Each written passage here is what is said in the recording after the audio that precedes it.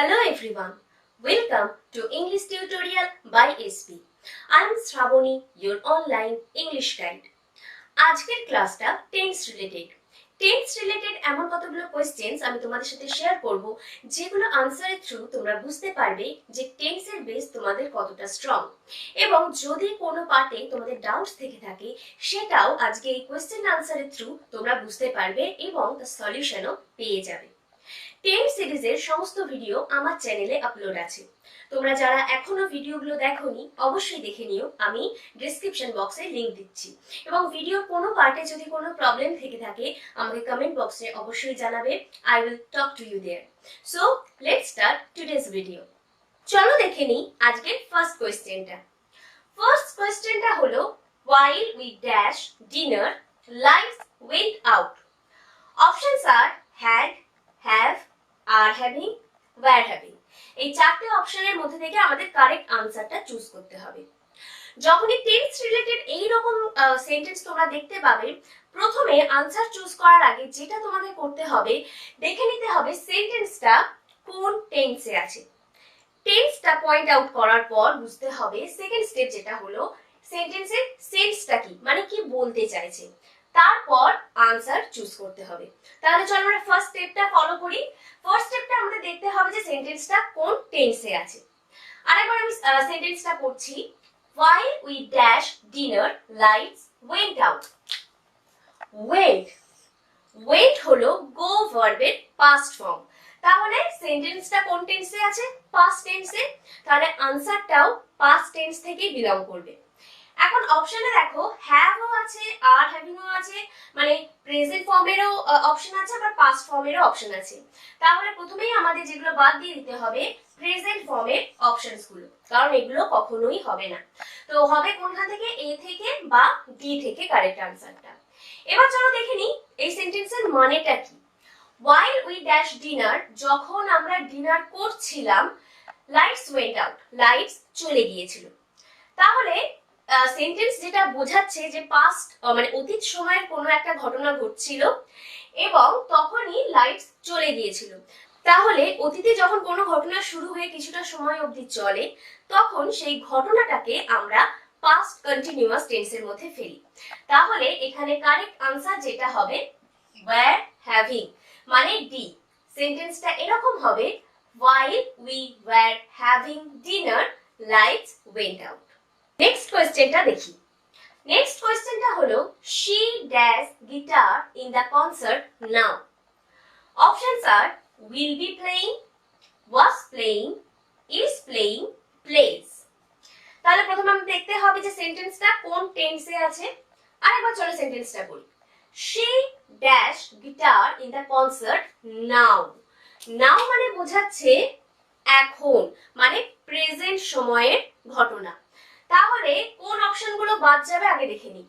will be playing future হবে না, was playing past এটাও হবে না, তাহলে is playing বা plays এর মধ্যে যে কোনো একটা হবে। এখন চলো দেখি মানেটা কি। she dash guitar in the concert now. সে এখন কনসার্টে গিটার বাজায় না বাজাচ্ছে? অবশ্যই এখন মানে রাইট নাও যেহেতু ঘটনাটা ঘটছে তাহলে সেটা হবে প্রেজেন্ট কন্টিনিউয়াস টেন্সের ঘটনা। তাহলে এখানে কারেক্ট আনসার হবে সি, ইজ প্লেইং। এবার নেক্সট সেন্টেন্সটা পড়ব। নেক্সট সেন্টেন্সটা হলো I dash her since 1985. Options গুলো কি কি? Know, new, have been knowing, have know. First স্টেপটা আমরা যেটা বলেছিলাম যে প্রথমে সেন্টেন্সটা দেখে বুঝতে হবে যে টেন্সটা কি, কিন্তু এখানে এমন কিছু বলা নেই যেটা দেখে আমরা ডিরেক্টলি বুঝতে পারবো যে সেন্টেন্সটা পাস্টে আছে না প্রেজেন্ট না ফিউচারে। তাহলে আমাদের অপশনস গুলো পড়ে আর সেন্টেন্সের মানেটা দেখে আমাদের বুঝতে হবে যে সেন্টেন্সের কারেক্ট আনসার কোনটা হবে। চলো প্রথমে দেখে নিই যে সেন্টেন্সের মানেটা কি। I dash her since 1985. তো অপশনে যেহেতু সব নো আছে মানে সেন্টেন্সের মানেটা এটা দাঁড়াচ্ছে আমি তাকে 1985 সাল থেকে চিনি। যখনই অতীতে কোনো ঘটনা শুরু হয়ে বর্তমান সময় পর্যন্ত চলে আসতে থাকে তখন সেই ঘটনাগুলো আমরা প্রেজেন্ট পারফেক্ট কন্টিনিউয়াস টেন্সের মধ্যে ফেলি, রাইট? তাহলে এখানে যে অপশনগুলো বাদ যাবে সেটা হলো নো, আর নিউ। এবার আসি এই দুটো অপশনে। হ্যাভ বিন নোয়িং যেটা প্রেজেন্ট পারফেক্ট কন্টিনিউয়াস টেন্সের ফর্ম, হ্যাভ নোন এটা হলো প্রেজেন্ট পারফেক্ট টেন্সের ফর্ম। এখন যেহেতু এই ধরনের সেন্টেন্স আমরা প্রেজেন্ট পারফেক্ট কন্টিনিউয়াস টেন্সের মধ্যে ফেলি, তোমরা অবশ্যই ভাবছো যে কারেক্ট আনসারটা বোধহয় সি হবে। কিন্তু যারা ভাবছো যে কারেক্ট আনসারটা সি হবে তাহলে তোমরা ভুল ভাবছো। কারণটা হলো নো ভার্বটা হলো স্টেটিভ ভার্ব। স্টেটিভ ভার্ব কি আর অ্যাকশন ভার্ব কি আর এই দুটোর মধ্যে ডিফারেন্স কি সেটা আমি অলরেডি তোমাদের আমার আগের 10 সিরিজের ভিডিওগুলোতে জানিয়েছি। নো ভার্বটা যেহেতু স্টেটিভ ভার্ব তাই এটাকে আমরা কন্টিনিউয়াস ফর্মে ব্যবহার করতে পারি না। দিস ইজ গ্রামাটিক্যালি রং। তাই এখানে আমাদের এই একই সেন্স বজায় রেখে এখানে আমাদের ব্যবহার করতে হবে প্রেজেন্ট পারফেক্ট ফর্মটা।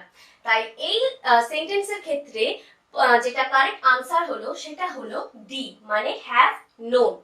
তাহলে সেন্টেন্সটা এই হবে, I have known her since 1985। পরের কোয়েশ্চেনটা দেখো, she does to me on Sundays। Options গুলো হলো often comes, is often coming, has often come, none of this। সেন্টেন্সে দেখো কোনো ক্লু নেই যেটা দেখে আমরা বুঝতে পারবো যে এটা কোন টেন্সে আছে। এবার চলো মানেটা দেখে নিই। মানেটা এটা দাঁড়ায় যে সে রবিবার গুলোই আমার কাছে। এতদূর ক্লিয়ার। এবার অপশনস গুলো দেখি। often comes প্রায়ই আসে, is often coming প্রায়ই আসছে, has often come এসেছে, none of this কোনোটাও নয়। অপশনস গুলো দেখে যেটা ক্লিয়ারলি বোঝা যাচ্ছে এই হ্যাবিটটা তার রেগুলার হ্যাবিটস। তাই এইখানে সিম্পল প্রেজেন্ট টেন্সে যে আনসারটা আছে সেটাই হলো কারেক্ট আনসার। মানে এখানে অপশন এ হলো কারেক্ট আনসার। পরের কোয়েশ্চেনটা দেখি চলো। It is you who dash to be held guilty. Options গুলো হলো is, are, am, none of this. এখানে দেখো সেন্টেন্সটা আছে প্রেজেন্ট টেন্সে আর অপশনস গুলো যেগুলো আছে সেগুলো প্রায় প্রত্যেকটাই প্রেজেন্ট টেন্সে বিলং করে। তাহলে আমাদের এবার দেখতে হবে যে কোন আনসারটা, কোন অপশনটা ঠিক। You, it is you. Your পরে দেখো হু এই রিলেটিভ প্রোনাউনটা বসেছে, মানে হু বলতে এখানে ইউকেই বুঝিয়েছে। ইউর পর আমরা যে বিভার্বটা বসাই সেটা হলো আর। তাহলে এখানে কারেক্ট আনসারটা হলো বি আর। সেন্টেন্সটা এরকম হবে, it is you who are to be held guilty. So that's all for today. Thank you for watching and see you in our next video. Till then, keep practicing and keep learning.